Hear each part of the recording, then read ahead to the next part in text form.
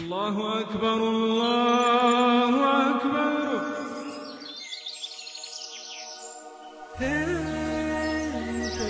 ভোর 5টা থেকে 6টা বাজে। ফজরের ওয়াক্ত শুরু হয়ে গিয়েছে এবং ঘণ্টাখানেকের মধ্যে শেষও হয়ে যাবে। সেই মহামূল্যবান সময়ে একদল ভাগ্যবান মুসলিম ঘুম থেকে উঠে শারীরিকভাবে পবিত্র হয়ে বের হয়ে গেছেন আল্লাহর স্মরণে। হয়তো তারা আল্লাহর ঘরে পৌঁছানোর আগে কিছু যিকির আযকার করবেন, কিছু তাসবিহ করতে করতে সেখানে যাবেন এবং তারা তাদের যিকির দ্বারা এবং তাদের কর্ম দ্বারা মূলত এই কথাই প্রকাশ করছেন, আল্লাহ আমার জীবনের বাকি সব কিছু থেকে সবচেয়ে বেশি গুরুত্বপূর্ণ, অর্থাৎ আল্লাহু আকবার। অথচ আমাদের উম্মতের বেশিরভাগ মানুষই সেই বরকতময় সময়ে তাদের বিছানায় শুয়ে আছেন। এমনকি যেসব ঘরে মায়েরা অথবা মা বাবা দুজনই ফজরের নামাজ পড়ে থাকেন, সেই ঘরগুলোতে গেলে দেখা যায় তাদেরই সন্তানেরা তখনও যার যার বিছানায় ঘুমোচ্ছে।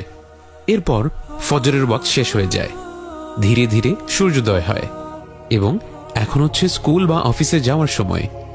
হঠাৎ করে পুরো ঘরটা যেন জেগে ওঠে, তাদের অ্যালার্ম ঘড়িগুলো সাইরেনের মতো বেজে ওঠে। সবাই বাথরুমে গিয়ে লাইন দেয়, মুখ হাত ধুয়ে রেডি হওয়ার জন্য ব্যস্ত হয়ে পড়ে। এমনকি মুসলিম দেশগুলোর রাস্তার দিকে তাকালেই ব্যাপারটা পরিষ্কার বোঝা যায়। ফজরের সময় যখন রাস্তাঘাটে একটা কি দুটো গাড়ি দেখা যায়, মাত্র 1 থেকে 2 ঘন্টার ব্যবধানে সেখানে দেখা যায় গাড়ি ঘোড়া দিয়ে জ্যাম বেঁধে আছে, অনবরত হর্ন বাজছে, একজন আরেকজনের লেনে গাড়ি ঢুকিয়ে দিচ্ছে, কে কার আগে যেতে পারে প্রতিযোগিতা চলছে। এই 2 ঘন্টার চিত্র আমাদের বর্তমান মুসলিমদের পরিস্থিতির ব্যাপারে একটি সুস্পষ্ট ধারণা দেয়। এমন অনেক বাবা মাই আছেন যারা চান তাদের সন্তানেরা ফজরের নামাজ পড়ুক, কিন্তু ইচ্ছাটা শুধু ইচ্ছাই রয়ে যায়। এর সাথে তুলনা করে দেখুন, যদি আপনার সন্তান স্কুলে যেতে মাত্র কয়েক মিনিট দেরি করে, তখন কি হয়? সাথে সাথে ঘরে টেনশন বেড়ে যায়। বাবা মা ঝড়ের বেগে সন্তানের ঘরে ঢুকে তাদের উঠিয়ে দেন, চারিদিকে হুলস্থুল কাণ্ড আরম্ভ হয়ে যায়। এই অবস্থায় বাচ্চা স্কুলের সময় মতো পৌঁছানোর জন্য যা কিছু করা লাগে বাবা মায়েরা করতে প্রস্তুত থাকেন। প্রশ্ন হচ্ছে, দুনিয়ার এই বিষয়গুলো যেমন পড়াশোনা বা ক্যারিয়ার, এসব নিয়ে চিন্তা করা কি ভুল? আপনার সন্তানের ভবিষ্যৎ ভালো হোক এটা চাওয়া কি আপনার জন্য অন্যায়ের? অবশ্যই নয়। বাস্তবে আপনি নিজের পায়ে দাঁড়াতে চান, সমাজে বোঝা হয়ে থাকতে চান না, এটাই হচ্ছে ইসলামিক, এটাই আমাদের দিনের শিক্ষা। কিন্তু এটা কিভাবে হতে পারে যে আমাদের স্কুল, আমাদের কলেজ, আমাদের বিশ্ববিদ্যালয়ের ডিগ্রি, আমাদের চাকরি, এই সব কিছু ফজরের নামাজের থেকে বেশি গুরুত্বপূর্ণ?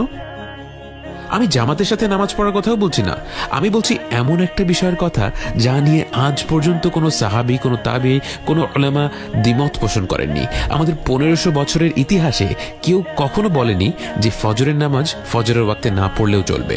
প্রকৃতপক্ষে ইবনে হাজম ও ইবনুল কাইয়িম রাহিমাহুল্লাহ বলেন, জেনে বুঝে কোনো নামাজ তার ওয়াক্তের মধ্যে না পড়াটা হচ্ছে সবচেয়ে বড় পাপ। সবচেয়ে বড় পাপ মানে সবচেয়ে বড় পাপ। খুন থেকেও বড়, চুরি করা থেকেও বড়, মদ খাওয়া থেকেও বড়, জিনা করা থেকেও বড়, নিজের পিতা মাতার সঙ্গে খারাপ আচরণের থেকেও বড়। আমরা সব মুসলিমরা কি ব্যাপারটাকে এভাবে দেখি? আমাদের সমাজে আমরা স্কুলের জন্য অ্যালার্ম সেট করে রাখি, কাজের জন্য অ্যালার্ম সেট করে রাখি, কিন্তু জেনে শুনে বছরের পর বছর ফজরের জন্য অ্যালার্ম সেট করে রাখি না। এখান থেকে আমাদের দিনের প্রতি আমাদের কমিটমেন্ট সম্পর্কে কি বোঝা যায়? আমি আল্লাহর কসম খেয়ে বলছি, এটা এক ধরনের বিশ্বাসঘাতকতা। আমি এছাড়া কোনো ভালো শব্দ খুঁজে পাচ্ছি না।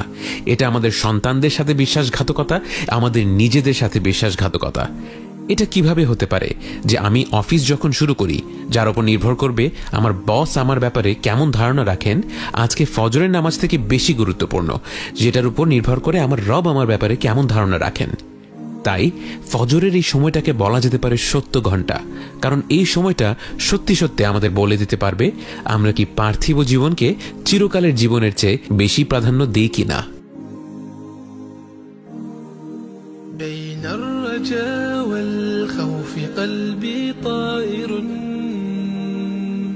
ومن اليقين النور بيض جوانحي فوق السحاب يطير حرا مدركا نسمو كماله للكون وجه آخر نحيا